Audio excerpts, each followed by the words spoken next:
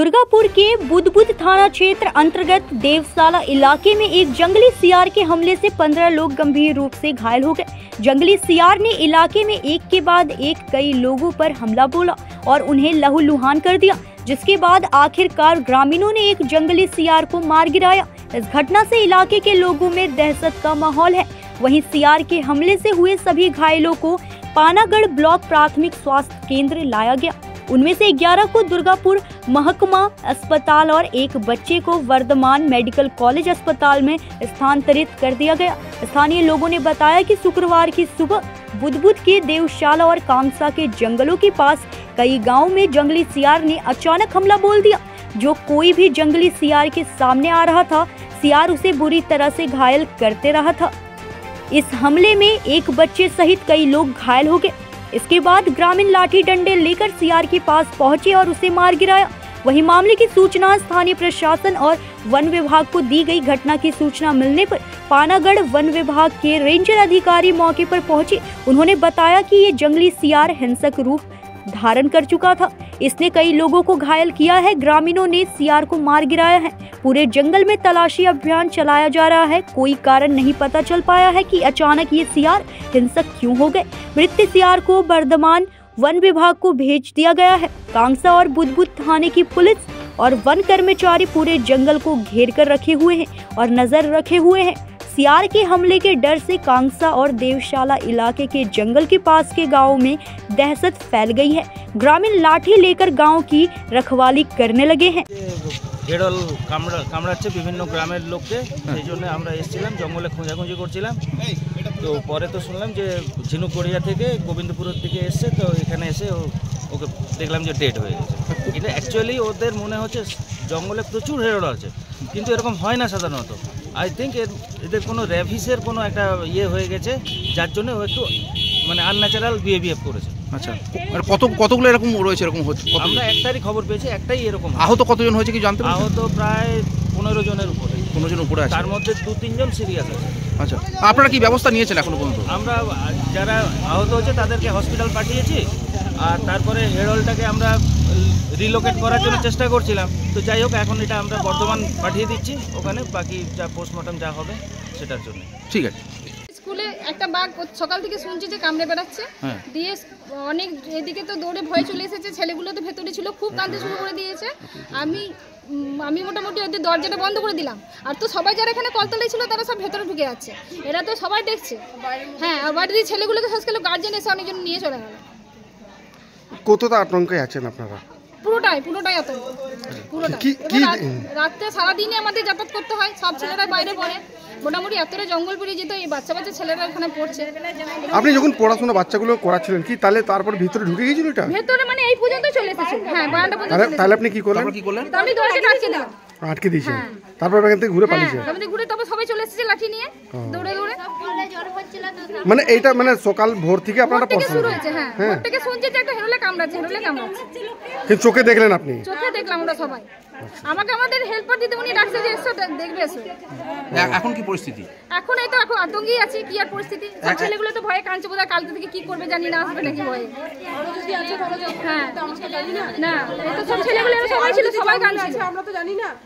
ঠিক আছে, ঠিক আছে। ঠিক, ফরেস্ট এসেছিল? হ্যাঁ, ঠিক। এই তো সবাই দাদারা সবাই ছিল, সব টেনে নিয়ে গেল। ঠিক, আপনার নাম? আমার নাম পদ্মা সাহা। আপনি স্কুলে? হ্যাঁ, দিদুন, আইসিডিএস দিদুন। ঠিক। বড় হেরল জাতীয় একটা জিনিস ছিল, সেটা ওই সকালে মর্নিংয়ে গিয়ে যাচ্ছিল, পায়ে কামড়েছিল। মানে ওই রাস্তা দিয়ে যাতায়াত করতে পায়ে কামড়ানোর পরে তারপর যখন পা মানে দেখতে পেয়েছে কি বেটে, ও পা দিয়ে ধরেছে, তারপরে ঝাঁপিয়ে আবার সামনে দেখতে আবার মানে গলায় ধরতে গিয়েছে, আর গোলার থেকে ও মানে চাপ দিয়েছে, চাপি চাপড় পড়ে গিয়ে ছুটে পালিয়ে গেছে। মানে কতজনকে কামড়েছে এরকম? ওটা মোটামুটি 15 জন হয়ে গেল। পুরো এলাকা নিয়ে, দেবশালা এলাকা নিয়ে 15-16 জন কামড়েছে আজ সকালে। মানে একটাই কামড়েছে না, মানে অনেকজন কামড়েছে? এবার কটা আছে সেটা তো বলা মুশকিল আছে না। এখন মানে কামড়েছে দিনে 15 জনকে। এবার কটা বেরিয়েছে এখন সেটা তো এখন মানুষ কিছু বুঝতে পারছে না যে একটাতেই মানে করছে নাকি আরো 2-4টা আছে। আপনারা কি আতঙ্কে রয়েছেন ওখানে? হ্যাঁ, এখন সমস্ত লোক মানে আতঙ্কে আছে, বাড়ি থেকে বেরিয়ে না মানে বিশাল। আচ্ছা, কোথায় নিয়ে এসেছিলেন আপনারা সবাই? আমরা সব এখন এখানে ডাকবাংলায় পানাগড় নিয়ে এসেছিলেন। ডাক্তার কি বললো? ডাক্তার বললো এখানে ইঞ্জেকশন দিয়ে একটা ইঞ্জেকশন এখানে নিয়ে আবার বিধাননগর যেতে। সবাই কতজনকে ট্রান্সফার করেছে বিধাননগর? এখন 12 জনকে ট্রান্সফার করে নিয়ে গেছে। কতজনকে কামড়েছে মোটামুটি এখনো পর্যন্ত? এখন 15 জন।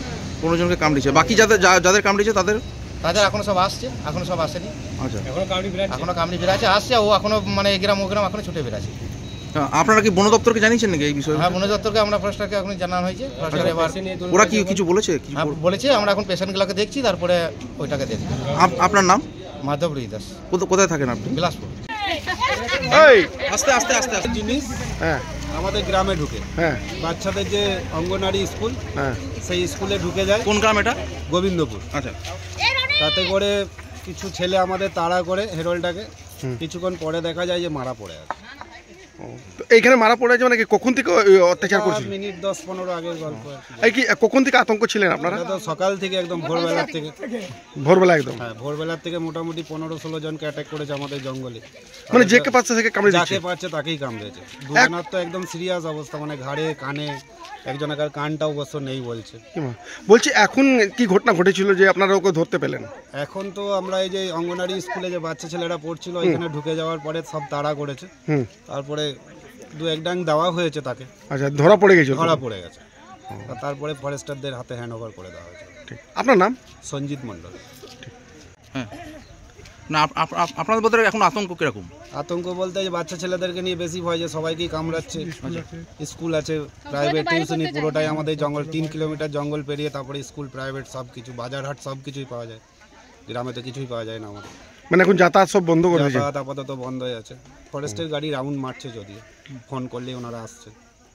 এখন ফরেস্ট এসে যেটা উদ্ধার করেছে, আপনি এখন কতটা আতঙ্কে আছেন আপনারা? এখন আতঙ্ক তো এখন তো আতঙ্ক আছি, মানে কোনো ভয় কাটে না? ভয় তো কাটেনি এখন তো। এই আরো সবাই যারা বলছে তারা তো আরো দুটো আছে বলছে।